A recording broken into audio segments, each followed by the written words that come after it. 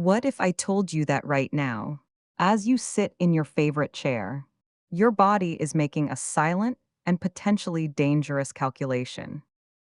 It is a scenario I see unfolding in living rooms and quiet corners across the country every single day. You believe you are doing the responsible thing.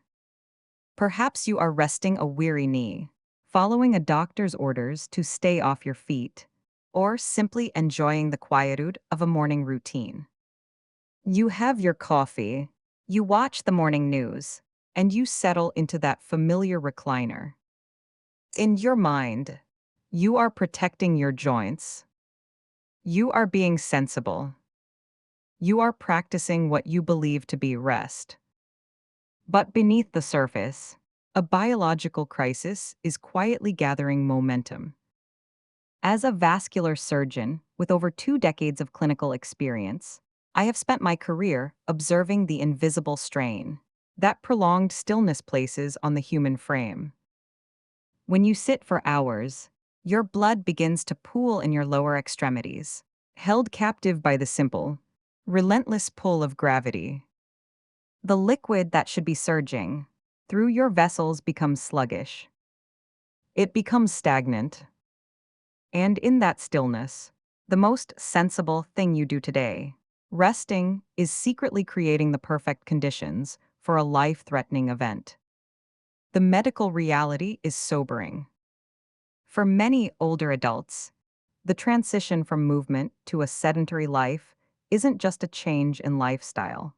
It is a fatal trade-off. We often save the knee joint at the cost of a 300% increase in blood clot risk. We call this the 90-degree trap. When you sit, your hips and knees are bent at right angles, creating a mechanical blockade for venous return. Your heart, as powerful as it is, was never designed to pull blood all the way up from your feet without assistance. It relies on a sophisticated evolutionary blueprint, what we in the medical field call the second heart. This second heart is comprised of your calf muscles. When they are silent, your circulation is effectively paralyzed. Consider the case of a patient I treated recently, whom I will call Margaret. Margaret is 72 years old, a woman of great intelligence and discipline. 6 months ago, she began experiencing severe knee pain due to advanced arthritis. Her previous physician, intending to be helpful, gave her the standard advice: stop walking. It will only make the pain worse. Margaret, being a diligent patient, followed those instructions to the letter. She spent 12 to 14 hours a day in her favorite chair, reading and chatting on the phone. She genuinely thought she was protecting herself. When Margaret eventually came to my office, the signs of vascular neglect were unmistakable. Her legs felt heavy, like they were filled with concrete. Her ankles were swollen, and the skin had begun to take on a subtle, concerning discoloration, the hallmark of compromised blood flow. Her calf muscles, once capable of supporting her through long walks, had gone quiet. They had essentially atrophied in place, no longer functioning as the mechanical pumps they were designed to be. Margaret wasn't just resting her knees. She was unknowingly suffocating her entire vascular system. The tragedy of Margaret's situation, and perhaps yours, is that the body's built-in system for defying gravity is simply waiting for a manual on switch. You do not need to walk miles to activate this system. You do not need to endure the sharp pain of weight-bearing exercise. Your calf muscles are designed for rhythmic contraction, and they can be engaged even while you are seated in that very same chair. Today, I want to share with you the same minimalist protocol that saved Margaret's circulation and restored her vitality. This is not a workout in the traditional sense. It is a clinical intervention designed to restart your second heart. We begin with phase 1, the ankle pump. This is your circulation starter. It is the single most important movement a sedentary senior can perform.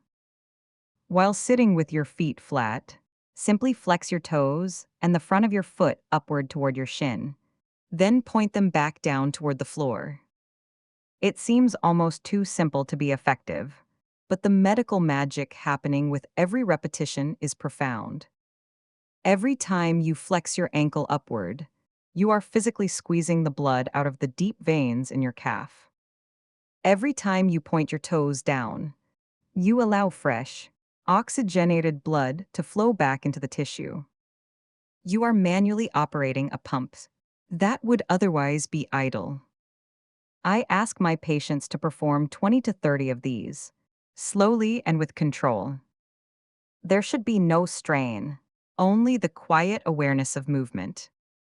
Once the pump is primed, we move to phase 2, the seated calf raise. I call this the power pump. With your feet flat on the floor, slowly lift your heels as high as you can, while keeping your toes firmly planted. At the very peak of the movement, I want you to hold that position for 2 full seconds. This isometric squeeze is critical. It creates a sustained compression that pushes pooled blood upward with significant force. As you lower your heels back down, do so with the same deliberate control.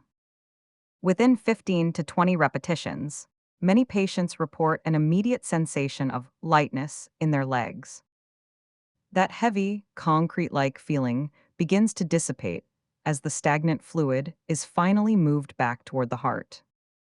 Phase 3 is the booster, seated marching. This exercise shifts the focus from the lower leg to the entire lower body chain. Sitting tall with good posture, you alternate lifting your knees as if you were marching in place. This rhythmic activation engages the hip flexors and the core, creating a much larger surge in circulation than any single muscle could achieve alone. It is a form of gentle cardio that builds warmth in the legs without placing a single pound of pressure on the knee joints. Aim for 60 seconds of steady, rhythmic marching. If you find yourself swaying your upper body, slow down. The goal is precision, not speed. We then move to phase 4, the flexibility enhancer, or ankle circles. As we age, we often lose multidirectional mobility in our ankles without realizing it. This loss of range doesn't just affect our balance. It limits the flow of blood through the smaller vessels and soft tissues surrounding the joint. By rotating your ankle in slow, clockwise and counterclockwise circles, 10 in each direction, you are promoting flow through the entire vascular architecture of the lower leg. It is a subtle but vital step in maintaining the health of the vessel beds that nourish your skin and nerves. Finally, we reach phase 5, the complete activator, or seated leg extensions. Extend one leg out in front of you until it is parallel to the floor. While holding it there, perform a single ankle pump, toes up then toes down, before slowly lowering the leg back to the floor. This movement recruits the quadriceps, the hamstrings, and the calves simultaneously. It is a comprehensive vascular flush. 10 to 15 repetitions per leg will complete the protocol. This entire sequence takes no more than 8 to 10 minutes. For Margaret, this protocol became her TV ritual. She integrated it into her daily habits, performing the movements while watching her favorite programs.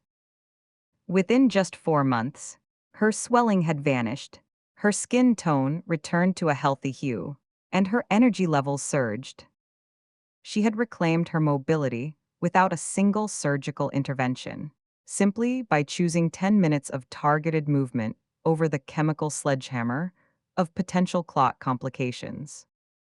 However, as an authoritative voice in your health journey, I must also provide you with a decision filter, a set of rules to help you distinguish between a situation you can manage at home and a clinical emergency. While these exercises are powerful tools for prevention, they are not a treatment for an existing blood clot. You must listen to the red flags of your body.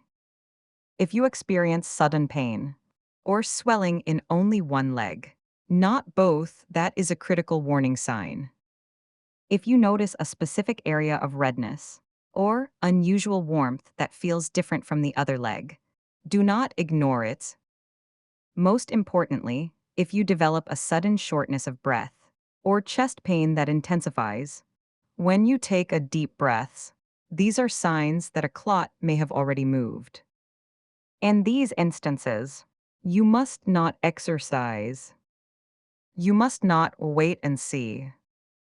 You must seek emergency medical attention immediately. Time is the most precious resource in vascular health. If you have a history of blood clots, recent surgery, or known heart conditions, please consult your own physician or a vascular surgeon before beginning this routine.